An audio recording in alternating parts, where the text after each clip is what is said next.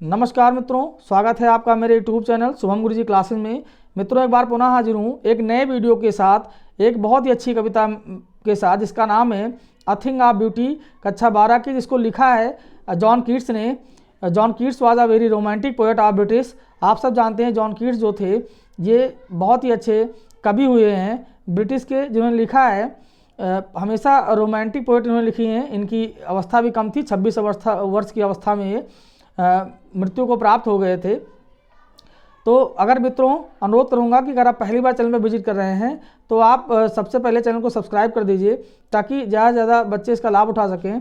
तो मित्रों, आइए शुरू करते हैं आज की पोएम जिसका नाम है अ थिंग ऑफ ब्यूटी। तो मित्रों, अगर बात की जाए कवि के बारे में तो ये जॉन कीट्स हैं। इनका फोटो लगा हुआ है। ये काफ़ी कम उम्र में ही एक्सपायर कर गए थे, 26 वर्ष की, जैसा कि आप देख भी पा रहे होंगे। इनका जो जन्म हुआ था वो 1795 में हुआ था, यानी 1795 में हुआ था। उनकी मृत्यु जो हुई थी वो 1821 में हुई थी, यानी 1821 में हुई थी मित्रों। तो देखते हैं आज की जो पोएम है उसमें इन्होंने क्या लिखा है। आइए मित्रों, हिंदी अर्थ देखते हैं इसका क्या है। आप देख रहे होंगे कि ये थिंग ऑफ ब्यूटी के बारे में बहुत अच्छा चित्र यहाँ बगल बनाओ, कितना मनमोहक चित्र है। यानी कि बताया गया सुंदरता जो है वो हमेशा इसमें जो बताया गया है कवि कहने का जो प्रयास कर रहा है, मैं आपको थोड़ा सा बता देता हूँ कि इसमें जॉन कीट्स एक सुंदर वस्तु के साथ अनंत आनंद प्राप्त करते हैं और किस तरह से एक सुंदरता जो होती है वो आपको हेल्पफुल होती है किसी भी सैडनेस को दूर करने में, किसी भी दुख को दूर करने में। तो मित्रों, आइए टेक्स्ट का अध्ययन करते हैं कि कैसे और किस प्रकार से जॉन कीट्स ने यहाँ पर प्रकृति की सुंदरता का वर्णन किया है इस कविता में। तो मित्रों, अगर देखा जाए तो लिखा हुआ है a thing of beauty is a joy for ever, यानी सुंदरता एक ऐसी वस्तु है जो हमेशा क्या होती है, आपको आनंद प्रदान करती है। जॉय मतलब क्या होता है, आनंद होता है, खुशी होती है। और फॉर एवर मतलब हमेशा, यानी अनंत काल तक आपको आनंद प्रदान करती है। कौन? अ थिंग ऑफ ब्यूटी यानी सुंदरता। यानी सुंदरता एक ऐसी वस्तु है जो आपको अनंत काल तक आनंद प्रदान करती है। बताया गया इसमें इट्स लवलीनेस इंक्रीजेज, इसका जो प्यारापन है, इसका जो आकर्षण है, लवलीनेस है, इंक्रीजेज मतलब बढ़ता है। कभी क्या कह रहा है, इसका जो मतलब सुंदरता होती है कभी समाप्त न होने की चीज़ है ये, कभी हमेशा इसका जो सुंदरता है इसका जो प्यारापन है ये हमेशा बढ़ता है, इंक्रीज होता है। बताया गया it will never pass into nothingness, ये कभी भी नहीं गुजरती है या यह नभी नहीं गुजरती नथिंगनेस मतलब शून्यता में। यानी जो सुंदरता है वो कभी शून्यता में परिवर्तित नहीं होती है। नथिंगनेस मतलब शून्यता मान लीजिए, इसका सही हिंदी में निगणता बोलते हैं। देखो आगे बताया गया है मित्रों, but will keep a bower quiet for us, लेकिन जो सुंदरता होती है वो क्या बनाती है, एक छायादार स्थान बनाती है। बावर बताया गया, बावर मतलब होता है एक ऐसा प्लेस, एक जैसे यहाँ पेड़ बना हुआ है मित्रों, तो पेड़ के नीचे कोई छायादार स्थान, इसमें लोग बैठ के क्या करते हैं, थोड़ा आराम करते हैं। तो यहाँ बताया गया कि ये एक छायादार स्थान प्रदान करती है हमारे लिए। कौन? सुंदरता। एंड अ स्लीप, और हमको नींद देती है। और नींद कैसी होती है, फुल ऑफ स्वीट ड्रीम्स, कैसी होती है, सुंदर सपनों से भरी हुई नींद देती है हमको, ऐसी नींद जिसमें सुंदर सपने आते हैं। एंड हेल्थ बताया गया इसमें, स्वस्थ, हमको स्वस्थ रखती है, स्वास्थ्य प्रदान करती है। And quit breathing, quit breathing का मतलब मित्रों क्या होता है, क्विट ब्रीदिंग का मतलब होता है शांत श्वसन, यानी कि आप शांति से सांस ले सकते हैं, कहने का मतलब है सुंदरता के साथ। देयरफॉर, इसलिए, देयरफॉर मतलब क्या होता है मित्रों, इसलिए। ऑन एवरी मोरो, यानी एवरी मोरो का मतलब क्या होता है, ये मोरो टुमारो का शॉर्ट फॉर्म लिखा हुआ है यहाँ पर, यानी प्रत्येक कल के दिन। आर बी ब्रीदिंग, यानी प्रत्येक कल के दिन हम क्या करते हैं, मतलब सांस लेते हैं। ब्रीदिंग का मतलब क्या होता है, मतलब सॉरी, ब्रीदिंग यहाँ जो लिखा हुआ है इसका मतलब होता है माला गूंथना, यानी कि हम क्या बनाते हैं, क्विट ब्रीदिंग, यानी हम माला गूंथते हैं। ठीक है। रीडिंग बताया गया अ फ्लावरी बैंड, देखो आगे लिखा भी गया है a flowery band to bind us to the earth. बताया गया इसमें जो क्या करता है, फ्लावरी बैंड बनाता है, यानी एक फूलों की माला बनाता है जो हमें बांध कर रखता है, किससे, धरती से, यानी धरती की सुंदरता से हमें क्या करता है, बांध कर रखता है। मित्रों आपको समझ में आ रहा होगा। मित्रों देखिए बताया गया इसमें, और बताया गया इसमें to the earth in spite of disappointments, बताया गया इसलिए डिसअपॉइंटमेंट मतलब निराशा होता है, निराशा होने के बावजूद ऑफ द ह्यूमन डेथ, और ह्यूमन डेथ मतलब होता है अमानवीयता की कमी होना, ह्यूमन डेथ मतलब था अमानवीय होना या उसकी अमानवीय होने की कमी होना। आप नोबल नेचर, नोबल नेचर मतलब क्या होता है मित्रों, यानी कि नोबल नेचर का मतलब होता है कि ऐसा आपकी प्रकृति जो हो शांत हो, इसको नोबल नेचर बोलते हैं। बताया गया है ऑफ द ग्लूमी डेज मतलब दुख भरे दिनों में भी सुंदरता जो है हमको उससे उबार देती है। बताया गया of all unhealthy and over darkness ways मतलब हर प्रकार के निराशा, ठीक है,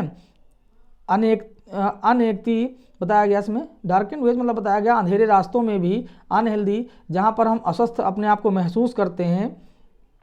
मेड फॉर आवर सर्चिंग बताया गया इसमें, वो क्या करती है हमारे लिए खोजने के लिए एक रास्ता बनाती है। क्या खोजने के लिए कि हमको शांति प्राप्त हो सके, हमको सुंदरता प्राप्त हो सके, उसमें वो हमारे लिए मेड करती है, बनाती है आवर सर्चिंग, हमारे खोजने के लिए। हाँ, इन स्पाइट ऑफ ऑल, इन सबके बावजूद, किन सबके बावजूद मित्रों, डिसअपॉइंटेड ह्यूमन डेथ बताया गया, gloomy days, unhealthy and o darkening ways, इन सबके बावजूद some shape of beauty moves away the pall from our dark spirit, यानी बताया गया इसमें इन सब के बावजूद हम हर दिन स्वयं को पृथ्वी से जोड़ते हैं और एक फूलों की माला बना लेते हैं। बताया गया स्पाइट ऑफ इन सम से कुछ आकार होता है ब्यूटी सुंदरता का, मूव सवे जो आगे बढ़ता है, द पाल मतलब अनंत तक, फ्रॉम आवर डार्क स्पिरिट हमारी अंधेरी आत्मा तक, यानी हमारे अंदर की जो आत्मा है वहाँ तक पहुँचती है और हम क्या करते हैं अपनी पृथ्वी से यानी इसके नेचर से क्या करते हैं जुड़ जाते हैं। मित्रों अगली पंक्ति में बताया गया है, अगली पंक्ति में जो कवि है ये थोड़ा और अपने इसमें जान फूंकता है और कहता है कि in spite of all, in spite in हाँ सच द सन, माफ कीजिएगा, such the sun the moon, वास्तव में जो सूरज हैं, सूरज हैं, चंद्रमा है, ट्रीज ओल्ड जो पुराने वृक्ष हैं, एंड यंग लिखा गया है, और जो युवा वृक्ष हैं, नवयुवक वृक्ष हैं, स्प्राउंडिंग अ सैंडी बोन, स्प्राउंडिंग अ सैंडी बोन का मतलब होता है वह हमारे लिए छायादार स्थान बनाते हैं। स्प्राउंटिंग मतलब प्रस्तुत करते हैं। या सैडी बोन मतलब होता है छायादार स्थान, बोन मतलब आशीर्वाद होता है। फॉर अ सिंपल शीप, एक साधारण सी भेड़ के लिए भी, यानी साधारण सी भेड़ के लिए भी क्या करते हैं वे एक छाया रूपी यानी वरदान के रूप में छाया देते हैं आपको।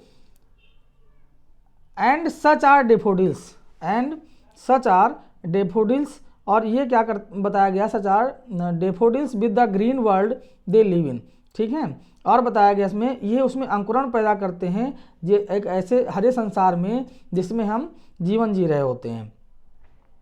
बताया गया इसमें कि and the clear rills, clear rills मतलब होता है स्वच्छ धाराएं, that for themselves a cooling covert make, जो खुद से क्या बनाती हैं एक ठंडक भरी छांव बनाती हैं, ठीक है। अगेंस्ट द हॉट सीजन, यानी कि गर्म ऋतु के विरोध में, यानी प्रकृति की बात की गई है यहाँ, कितनी सुंदरता होती है कि हॉट सीजन यानी बताया है गर्म ऋतु के बावजूद वो स्वयं से क्या बनाती हैं, कूलिंग कवर्ड बनाती हैं, यानी कि छायादार स्थान बनाती हैं ताकि लोगों को गर्मी ज़्यादा महसूस ना हो। द मिड फॉरेस्ट ब्रेक बताया गया इसमें, द मिड फॉरेस्ट ब्रेक, इसका मतलब क्या होता है मित्रों कि जंगल की जो झाड़ियाँ होती हैं उनके बीच में, मिड फॉरेस्ट ब्रेक का मतलब होता है जंगल की जो झाड़ियाँ होती हैं उनके बीच में rich with a sprinkling of fair musk rose bloom, यानी कि ये बताया rich and sprinkling of fair musk rose blooms का मतलब मित्रों होता है कि ऐसे कस्तूरी गुलाब के फूल बिखरे पड़े हैं। स्प्रिंकलिंग मतलब होता है बिखरे पड़े होना। फेयर मस्क रोज ब्लूम्स का मतलब होता है कि कस्तूरी गुलाब के फूल, ठीक है। धनी मतलब बिखरे पड़े, कई बहुत सारे वहाँ बिखरे पड़े हैं। बताया गया इसमें and such too is the grandeur of the dooms, बताया गया इसमें। और जो अंतिम स्टेंजा इसमें बता रहा है कि and such too is the grandeur of the dooms, यानी बताया गया ये जो डोम्स लिखा हुआ है इसका मतलब होता है मकबरा, यानी जो मकबरे पर बने गुंबद हैं वो इनकी भी शान बढ़ाते हैं। जो फूल होते हैं एक मकबरे पर पड़े हुए गुंबद की भी शान बनाते हैं। बताया गया we have imagine for the mighty dead, और हम कल्पना करते हैं माइटी डेड मतलब होता है मतलब जो शक्तिशाली लोग जो मृत हो गए हैं उनके बारे में क्या करते हैं, कल्पना करते हैं। आल लवली टेल्स, जिसमें सभी जो सुंदर कहानियाँ हैं, सभी जो सुंदर कहानियाँ हैं जो हमने क्या बताया गया है, all lovely tales that we have heard or read, जिन्हें हमने कभी सुना है अथवा पढ़ा है। And endless fountain of immortal drink, वे क्या करते हैं, वे एंडलेस मतलब होता है कभी ना समाप्त होने वाले, ठीक है, एंडलेस कभी ना समाप्त होने वाले, इमोर्टल ड्रिंक मतलब होता है अमरता का पेय प्रदान करते हैं। मतलब वो इतनी शांति हमें देते हैं, इतनी सुंदरता हमें देते हैं कि हम कभी ऐसा लगता है जैसे हम हमेशा अमर ही रहेंगे इस सुंदरता के बीच। बताया गया इसमें फाउंटेन मतलब फवारा होता है मित्रों, मतलब कभी नहीं समाप्त होने वाला। इमोर्टल ड्रिंक देते हैं, अमरता का पेय देते हैं। Pouring unto us from the heavens bring, और बताया गया इसमें कि वो पोरिंग मतलब होता है उड़ेल देना, पोर मतलब क्या होता है, उड़ेलना मित्रों, यानी वे उड़ेल देते हैं जिससे हम अपने जीवन में प्रसन्नता का अनुभव करते हैं, ठीक है। और पोरिंग अनटू अस मतलब हमारे अंदर उड़े जाता है। फ्रॉम द हेवंस ब्रिंग मतलब होता है हेवन मतलब होता है स्वर्ग, स्वर्ग के किनारे से, ब्रिंग मतलब किनारा होता है मित्रों, यानी कि हमारे अंदर इस प्रकार का हम अपने जीवन में इस प्रकार प्रसन्नता का अनुभव करते हैं जैसे कि प्रकृति ने हमारे लिए सब कुछ हमको दे दिया हो, प्रदान कर दिया हो मित्रों। तो अगर देखा जाए तो इस जो अंतिम पैराग्राफ जो बताया गया था, रिच विद स्प्रिंग से लेकर और हेवंस ब्रिंग तक, यहाँ पर जो कवि है वो क्या कह रहा जा रहा है, प्राचीन काल के मतलब उन इमारतों के बारे में बात करता है जिसमें वास्तुकारों की उपजाऊ कल्पना शक्ति की बात की जाती है, और उनकी कवि क्या करता है, प्रशंसा करता है, जिसमें उन्होंने सुंदर और भव्य गुंबदों का निर्माण किया जो उन महान व शक्तिशाली लोगों के मकबरों को सुशोभित करते हैं जिन्होंने इतिहास बदला और बनाया। मतलब ऐसे लोगों के मकबरे को भी इसमें इस कविता में बताया गया है बड़े ही रोमांचक तरीके से। देखिए आगे बताया गया इसमें कि इसी प्रकार रोचक व प्रेरक कहानियाँ भी जो अप्रतिम सुंदरता से अलंकृत हैं, हम उन्हें सुनते या पढ़ते हैं। ये अमर कहानियाँ जो हैं उस सतत चलते फव्वारे के समान हैं जिससे स्वर्ग के प्याले से अमृत हमारी आत्माओं में उतरता है मित्रों। तो जिस तरह से ये पोएम जो थी मित्रों, आशा करता हूँ कि आपको समझ में आई होगी मित्रों। बहुत ही अच्छी कविता है ये, जिसको लिखा है किसने, जॉन कीट्स ने लिखा है मित्रों। तो मित्रों मिलते हैं नेक्स्ट वीडियो में। अगर आपको वीडियो पसंद आया मित्रों, चैनल को सब्सक्राइब जरूर करिए, आदि शेयर करिए ताकि ज़्यादा बच्चे इसका लाभ उठा सकें मित्रों, और अपने कमेंट के माध्यम जरूर बताइए कि आपको कविता कैसी लगी। तो मिलते हैं मित्रों अगले वीडियो में, तब तक के लिए जय हिंद जय भारत।